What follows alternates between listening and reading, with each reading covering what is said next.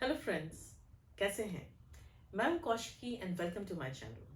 आज मैं आपसे बात करूंगी अपने फिटर ट्रांसफॉर्मेशन चैलेंज के बारे में, जो कि 12 हफ्ते का बॉडी ट्रांसफॉर्मेशन चैलेंज था, जो मैंने 1 सितंबर से लेकर के मिड नवंबर तक लिया। अब उसका चैलेंज लेने के पीछे रीज़न क्या था? What was that I was trying to achieve? मैं अपने बॉडी का फैट परसेंटेज कम करना चाह रही थी, because obviously access fat is not healthy. एक ये रीजन था। दूसरा, मैं ऑब्वियसली श्रेडेड दिखना चाह रही थी। तीसरा, मैं अपने रूटीन में डाइट के प्रति स्ट्रिक्ट होना चाह रही थी। अब फिटनेस के दो कंपोनेंट्स होते हैं, डाइट एंड न्यूट्रिशन। ऐसे होने को तो बहुत सारे कंपोनेंट्स होते हैं, स्लीप एक्सेट्रा, बट ये दो प्राइमरली होते हैं जब आप अपना वेट लूज करने की कोशिश कर रहे हैं, और वेट लूज करने की कोशिश कर रहे हैं अपने मसल मास को बचाते हुए। तो इसमें मोस्ट इम्पॉर्टेंट हो जाता है न्यूट्रिशन। अब जहां तक न्यूट्रिशन का सवाल था, मैंने सोचा कि मैं खुद से ही अपने आप को, जो मेरा मेडिकल नॉलेज है उसके हिसाब से मैं अपना न्यूट्रिशन गाइड करूंगी। तो मेरा जो फंडा चल रहा था न्यूट्रिशन का, उसमें मेरा प्रोटीन का इंटेक था 1.5 to 2 ग्राम्स पर केजी बॉडी वेट के हिसाब से। किसी दिन 1.5 ग्राम होता था, कभी 2 होता था। तो वो खा रही थी मैं, और उसके लिए मैं प्रोटीन रिच डाइट ले रही थी, जो मैं बताऊंगी कि मेरे डाइट प्लान में क्या सूट करता था मुझे प्रोटीन के सोर्सेज। उसके अलावा फैट 0.5 ग्राम पर केजी बॉडी वेट के हिसाब से मैं अपने वेट कंपोजिशन के लिए ले रही थी। और जो रिमेनिंग मेरे कैलोरी का रिक्वायरमेंट रह जाती थी, वो कम्प्लेक्स कार्बोहाइड्रेट से आ रही थी। तो मुझे ये पता कैसे चलता था कि मेरी कैलोरी रिक्वायरमेंट कितनी है? इसके लिए एक सिंपल सा फॉर्मूला होता है, जिसको हम बोलते हैं टोटल डेली एनर्जी एक्सपेंडिचर, जिसको कैलकुलेट करने के लिए बहुत सारे एप्स फ्रीली अवेलेबल हैं ऑनलाइन। वहां से मैंने अपना डेली कैलोरी रिक्वायरमेंट ट्रैक कर लिया। अब बात ये थी कि मैं ओवरवेट थी। मेरा जब मैंने स्टार्ट किया तो मेरा वेट था 69 केजी, 69.2 केजीज, और मैं एम करी थी एटलीस्ट 65 तक आने की। 65 मैंने अपने लिए रियलिस्टिक टारगेट रखा था, जो दो मुझे और भी ज़्यादा वेट लूज करने की ज़रूरत थी, ताकि मैं श्रेडेड दिख सकूं। लेकिन small goals are always better than having unrealistic goal, और उसको फिर हम बीच में छोड़ दें। ठीक है? तो मेरी रिक्वायरमेंट जो टोटल डेली एनर्जी एक्सपेंडिचर की आ रही थी, वो आ रही थी ऑलमोस्ट 1770 किलो कैलोरीज की।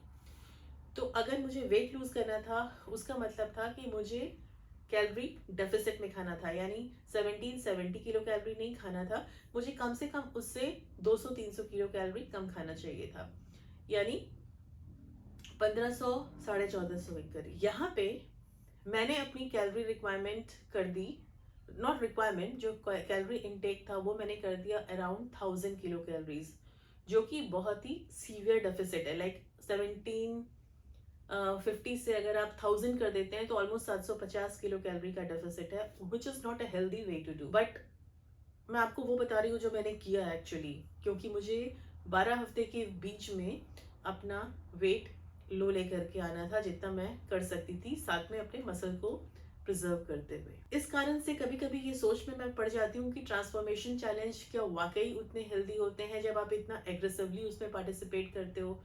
क्योंकि ऑब्वियसली मैं अपने रिक्वायरमेंट से कहीं लो खा रही थी, और साथ में जब आप इतना ज़्यादा ट्रैक कर रहे होते हो अपनी कैलोरीज को, तो स्ट्रेस भी कहीं ना कहीं होता है। और जब आप कॉम्पिटिटिव मोड में आते हो, तो कंपटीशन का मीनिंग ही यही है कि आपकी बॉडी में एड्रेनलिन रिलीज होता है, और वो फ्लाइट एंड फाइट मोड के कहीं ना कहीं तो जागृत होती है।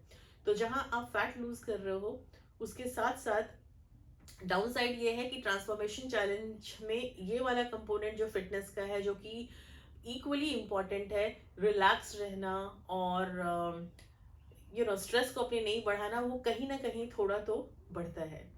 तो इसके साथ, इस प्रिंसिपल के साथ में, जो भी मैंने आपको बताया, मैंने अपना ट्रांसफॉर्मेशन चैलेंज स्टार्ट किया 1 सितंबर 2021 को। तो मैं एक ओवो लैक्टेरियन हूँ, दैट मीन्स कि मैं अंडा खाती हूँ और मिल्क और मिल्क से बने हुए प्रोडक्ट्स खाती हूँ।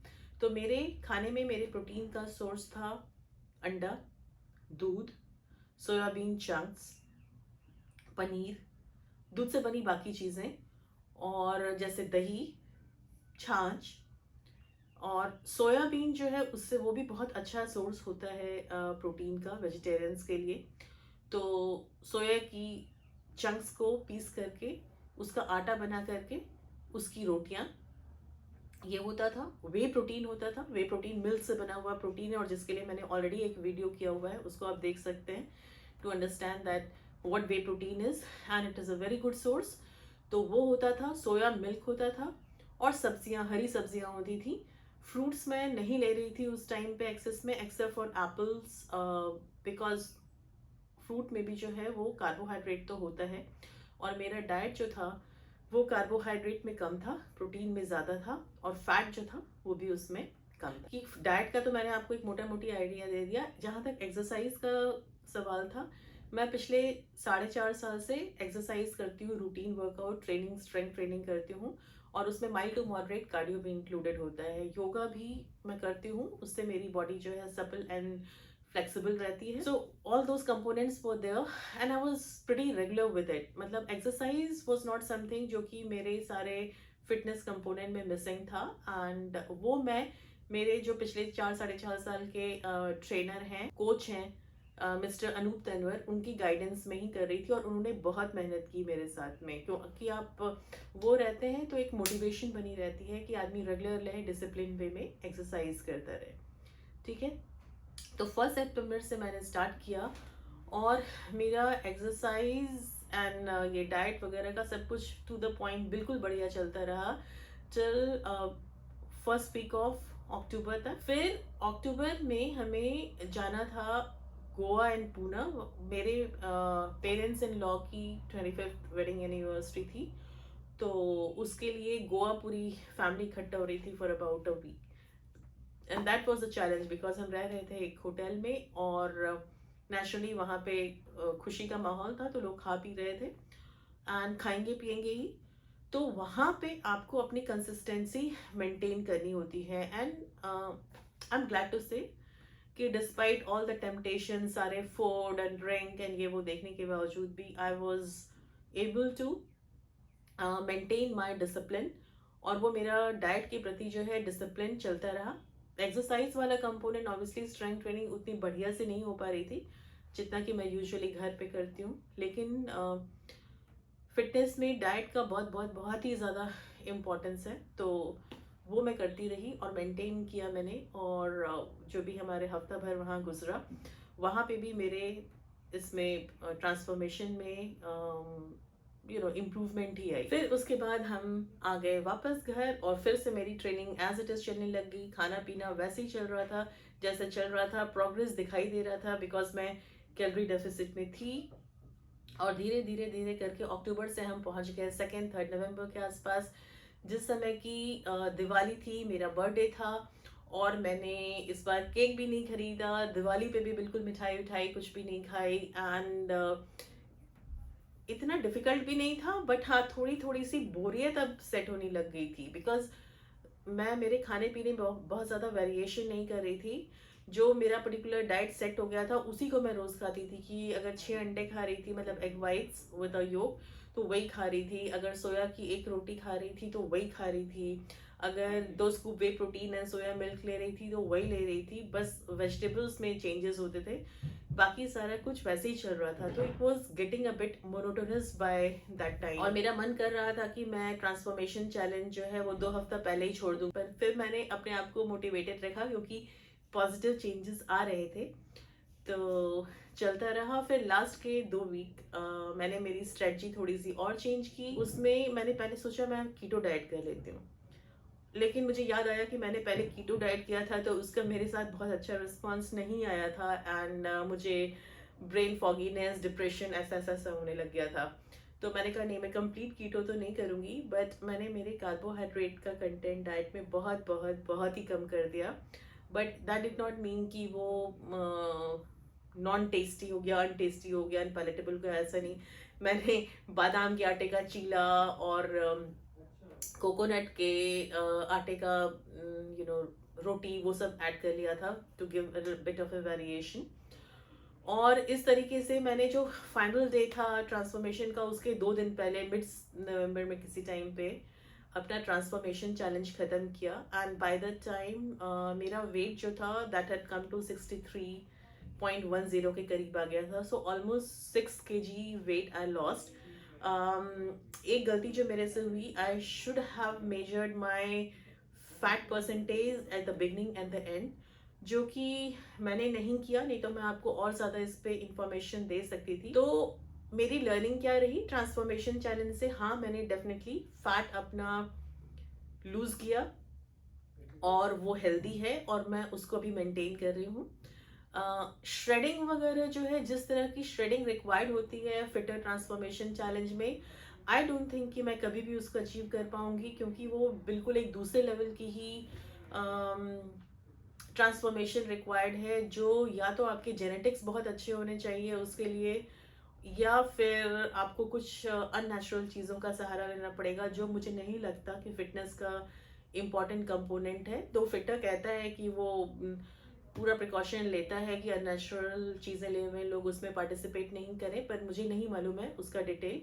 But I realise that I am not meant for that kind of transformation. और मुझे स्ट्रेस लेवल मेरा बढ़ जाता है जब मैं ये जान के पार्टिसिपेट करूं कि भैया मैं इसको जीत तो नहीं करने वाली हूँ. और मेरा ये नेचर है कि अगर मैं कोई चीज़ में पार्टिसिपेट करूं तो I try to give my best and I wish to be a winner. मतलब मैं झूठ नहीं बोलूंगी कि मैं विनर नहीं होना चाहती हूँ. Of course I wish to win anything that I participate. तो मेरा सारा ट्रांसफॉर्मेशन अच्छा रहा. I am happy. I lost weight, but I'm no longer participating in any of the fitter challenges, or rather that has been left, that chapter is closed. But this was just to share with you कि मेरी fitter journey क्या रही, और transformation journey जो ठीक रही, अच्छी रही.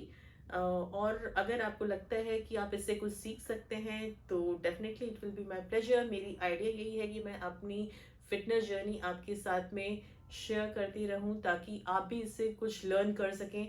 सी I am of 48 years of age and मैंने अपनी जर्नी जो फिटनेस की थी, लाइक जिसको प्रॉपर बोलते हैं exercise, diet, etcetera etcetera to the point, ये पिछले 4.5-5 साल में ही स्टार्ट किया. उसके पहले I was a hard core professional who was not paying attention to the fitness component of my life.